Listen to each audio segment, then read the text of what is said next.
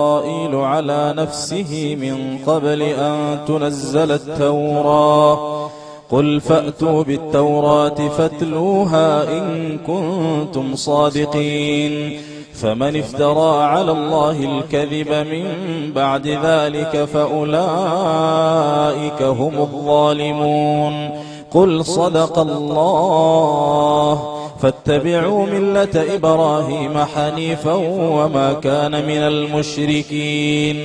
إن أول بيت وضع للناس للذي ببكة مباركا وهدى للعالمين فيه آيات بينات مقام إبراهيم ومن دخله كان آمنا ولله على الناس حج البيت من استطاع إليه سبيلا ومن كفر فإن الله غني عن العالمين قل يا أهل الكتاب لم تكفرون بآيات الله والله شهيد على ما تعملون قل يا أهل الكتاب لم تصدون عن سبيل الله من آمن تبغونها عوجا وأنتم شهداء وما الله بغافل عما تعملون يا أيها الذين آمنوا إن تطيعوا فريقا من الذين أوتوا الكتاب يردوكم بعد إيمانكم كافرين وكيف تكفرون وأنتم تتلى عليكم آيات الله وفيكم رسوله ومن يعتصم بالله فقد هدي إلى صراط مستقيم يا أيها الذين آمنوا اتقوا الله حق تقاته ولا تموتن إلا وأنتم مسلمون واعتصموا بحبل الله جميعا ولا تفرقوا واذكروا نعمة الله عليكم إذ كنتم أعداء فألف بين قلوبكم فأصبحتم بنعمته إخوانا وكنتم على شفا حفرة من النار فأنقذكم منها كذلك يبين الله لكم آياته لعلكم تهتدون ولتكن منكم أمة يدعون إلى الخير ويأمرون بالمعروف وينهون عن المنكر وأولئك هم المفلحون ولا تكونوا كالذين تفرقوا واختلفوا من بعد ما جاءهم البينات وأولئك لهم عذاب عظيم يوم تبيض وجوه وتسود وجوه فأما الذين سودت وجوههم أكفرتم بعد إيمانكم فذوقوا العذاب بما كنتم تكفرون وأما الذين بيضت وجوههم ففي رحمة الله هم فيها خالدون تلك آيات الله نتلوها عليك بالحق وما الله يريد ظلما للعالمين ولله ما في السماوات وما في الأرض وإلى الله ترجع الأمور كنتم خير أمة أخرجت للناس تأمرون بالمعروف وتنهون عن المنكر وتؤمنون بالله ولو آمن أهل الكتاب لكان خيرا لهم منهم المؤمنون وأكثرهم الفاسقون لن يضروكم إلا أذى وإن يقاتلوكم يولوكم الأدبار ثم لا ينصرون ضربت عليهم الذلة أينما ثقفوا إلا بحبل من الله وحبل من الناس وباءوا بغضب من الله وضربت عليهم المسكنة ذلك بأنهم كانوا يكفرون بآيات الله ويقتلون الأنبياء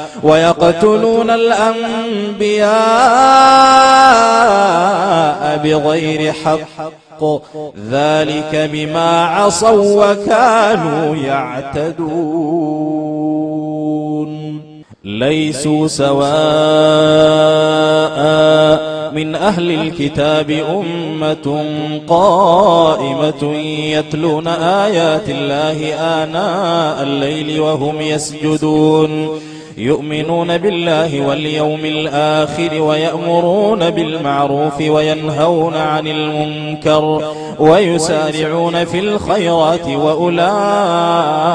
من الصالحين وما يفعلوا من خير فلن يكفروه والله عليم بالمتقين إن الذين كفروا لن تغني عنهم أموالهم ولا أولادهم من الله شيئا وأولئك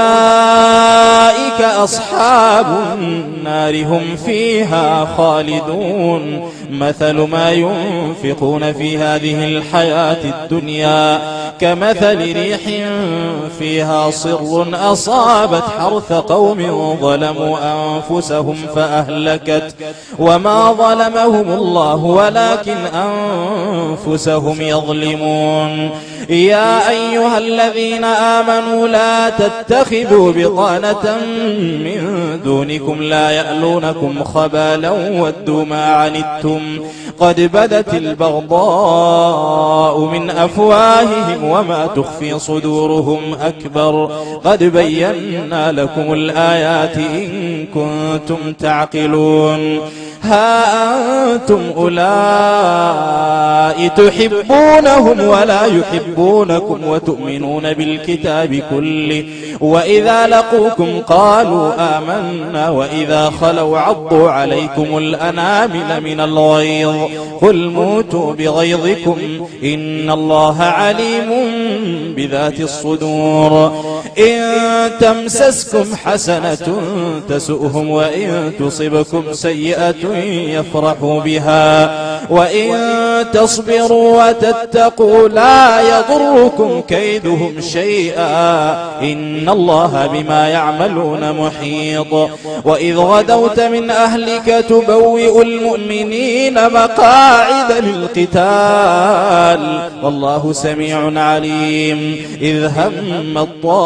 الطائفتان منكم أن تفشلا والله وليهما وعلى الله فليتوكل المؤمنون ولقد نصركم الله ببدر وأنتم أذلة فاتقوا الله لعلكم تشكرون إذ تقول للمؤمنين ألن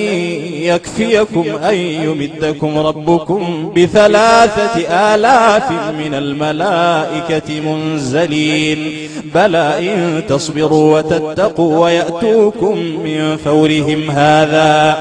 يمددكم ربكم ب5,000 من الملائكة مسومين وما جعله الله إلا بشرى لكم ولتطمئن قلوبكم به وما النصر إلا من عند الله العزيز الحكيم ليقطع طرفا من الذين كفروا أو يكبتهم فينقلبوا خائبين ليس لك من الأمر شيء أو يتوب عليهم أو يعذبهم فإنهم ظالمون ولله ما في السماوات وما في الأرض يغفر لمن يشاء ويعذب من يشاء والله غفور رحيم يا أيها الذين آمنوا لا تأكلوا الربا أضعافا مضاعفة واتقوا الله لعلكم تفلحون واتقوا النار التي أعدت للكافرين وأطيعوا الله والرسول لعلكم ترحمون